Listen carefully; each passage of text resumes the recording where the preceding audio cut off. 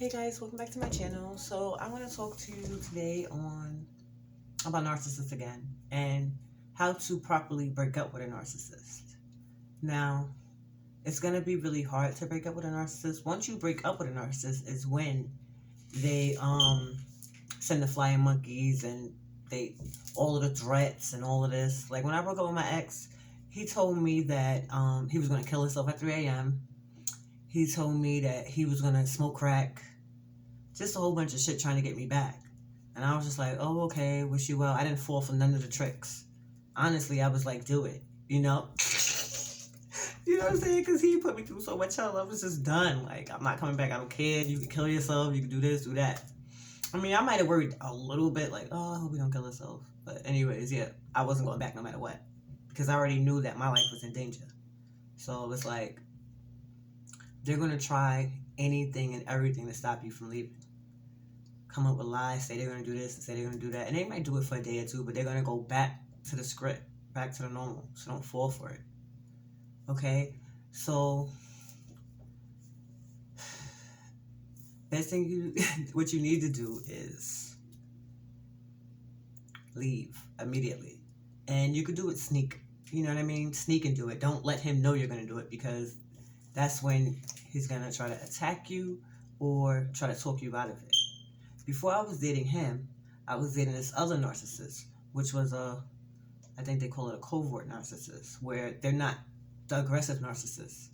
Like this guy the last guy I was with was a narcissist that's like crazy. Like, you know, he's a narcissist, he's aggressive, he's gonna fight you, shit like that. When you call him out, like, he's gonna fucking attack you. This other narcissist was a narcissist that, like, talked me out of it. I used to try to break up with him. He used to be like, oh, like, trying to make it seem like it was all in my head, and it was just crazy. And those narcissists are really bad too, because what they do is they confuse your mind. Like, they scramble your brain, literally. After the conversation, I used to be like, what just happened? I don't know. I guess we're gonna stay together. I don't know. But I finally got rid of his ass because he had fell asleep, and I had played Reiki to get rid of negative energy out of my home. So I played it or whatever, and I'm just in the kitchen like, damn, I gotta get rid of this nigga because he ain't shit. He wasn't giving me no rent money, nothing. And he was part of the group too. He was also trying to get me to do the gangbangs with 2 guys and a girl. He was like, come on, you're sexy, you're like a porn star, shit like that. Just really trying to get in my head. And I'm like, no, because I wasn't with it. It's not something that I wanted to do, I'm interested in. Like, you know what I mean? It's weird. So, yeah.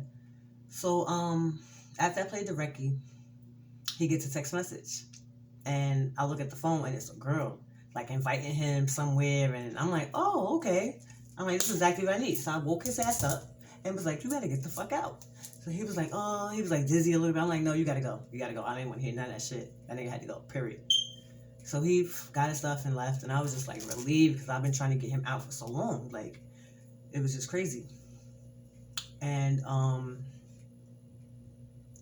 so at this time, this new guy, the psychopath I just left, was in my inbox and shit like that. So he's trying to get me to do it too. And I said, it's no coincidence that, you know, this shit, that he's trying to get me to do the same thing. And that's when I said to myself, I was like, what is this? What is this going on? Is this like some type of sex cult you guys are in? Like, what the fuck? So I wasn't really playing my ex no mind on Facebook and shit like that. I would just message him sometime when I was bored. I was also getting weird phone calls with someone jerking off, like, on FaceTime. So I didn't know who it was, but I was entertaining it. And I regret it now, but I was entertaining it because I was bored and I was single. So I was just like, who is this? Who is this doing that? And I was like looking at it. It was just weird. But come to find out, it was my ex. And I realized that after we broke up, and I said to him, I was like, you was the one who was calling me and jerking off. Oh, and I also said to him when I left him, I was like, oh, Tori couldn't get me to do it either. And his face changed. Like, yeah. Because this was the day when I was like, it was over, but he didn't know it was over. Because he thought that I was going to keep coming back. Like, you know, no, nigga, it's a wrap. Like, you had me fucked up. Y'all didn't know who y'all was fucking with. They thought I was stupid.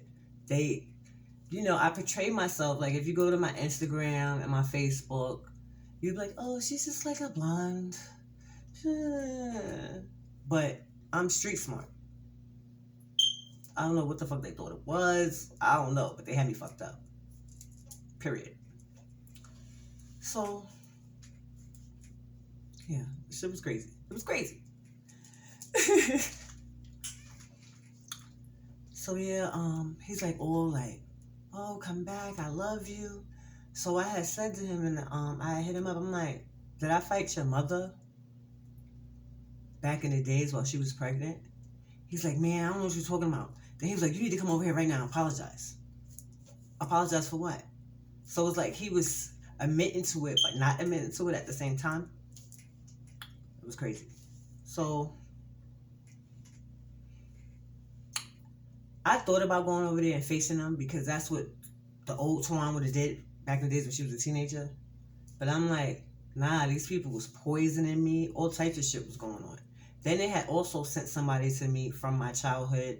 He had hit me up out of nowhere. And he's like, oh yeah, I used to roll with this dude. That was the dude who used to bully me, but who ended up becoming like a big time drug dealer or whatever.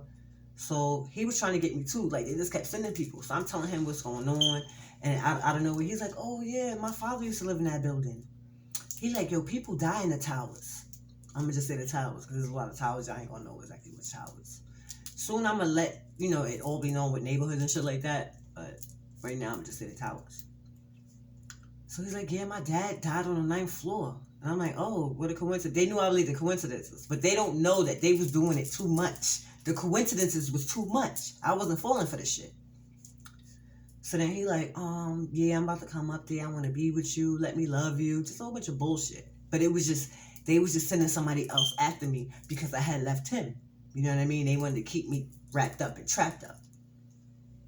So I realized what was going on with this guy. And I'm like, I'm not going.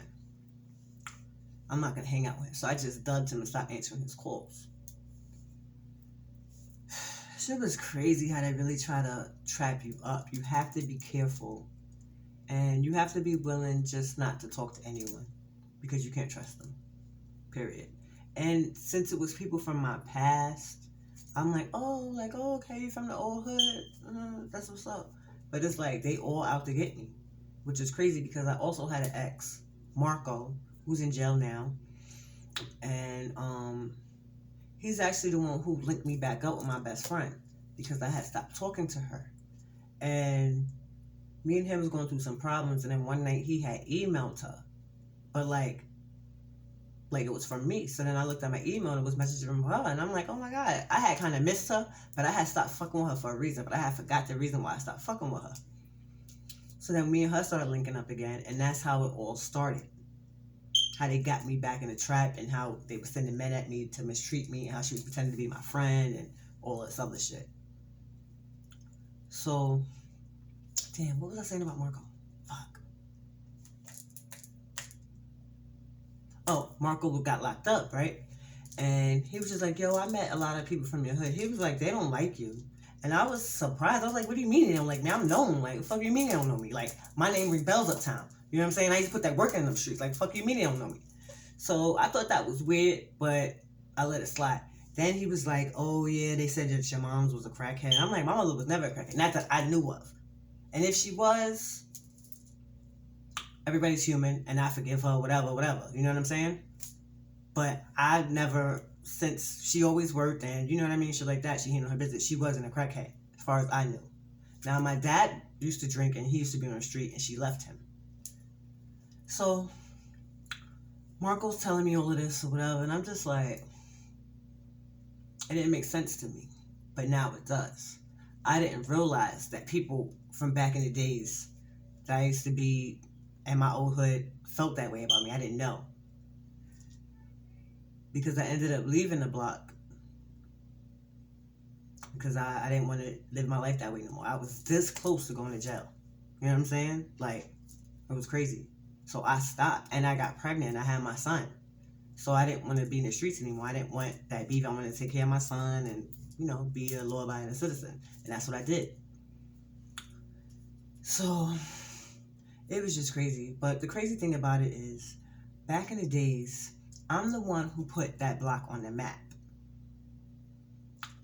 The people that turned on me knew my power and knew how I brought people together, because I brought everybody to that block. All the dudes that used to come through, they came through not to see me, but because I made the block known. Because I was putting that fucking work in. Period. And the reason why I'm saying this is because, oh yeah, my fake best friend LaShawn, she used to pretend to be hard and down, but she wasn't real. She didn't have the heart that I had. And the reason why I'm saying that is because whenever I would fight, she would always just jump in, and she never had her own fights. And that's how she made her name for herself. She started dating like drug dealers, shit like that, bad people. I had my own name. I didn't have to date nobody who was a drug dealer, this, that, and the third. You know what I mean? So I guess when I left the block, she wanted to take over or whatever. So I stopped coming outside. I stopped coming outside for years. And then, I don't know, when I linked back up with her, I started going back around the block again. And she even told me, she was like, you're not the same no more, you're pussy. And I did change. I changed completely. I kind of had anxiety. And I felt like the people that I used to be around every day, it was just a different vibe around them. You know what I mean? So I was just like, it's weird over here. And no, I wasn't the same way anymore. I was actually a totally different person. But I also have the ability to tap the fuck back in when I need to. You know what I mean? But I just want to say to all y'all people that turned against me, Natalie and Jerome, you went to Catholic school. You was pussy. You didn't know nobody. I brought people to that block. I made that block. All those people that you know because of me. And then y'all all got together and turned on me. It's cool. No hard feelings, but just know that I put that block on the map. Period. And I was young. So, okay guys, sorry, I didn't mean to, get all hood and ghetto on you, but I just needed to get that out there. I need them to know that they was never shit without me, and they ain't gonna be shit without me now. And they didn't have to turn on me, because I was gonna take them with me. I always said, you know what, when I get rich, I'm gonna rent some planes, and we're gonna go away and have mad fun, have a big ass party. That was my plans. Y'all fucked that shit up. Now y'all gotta watch. Y'all gotta watch. Period.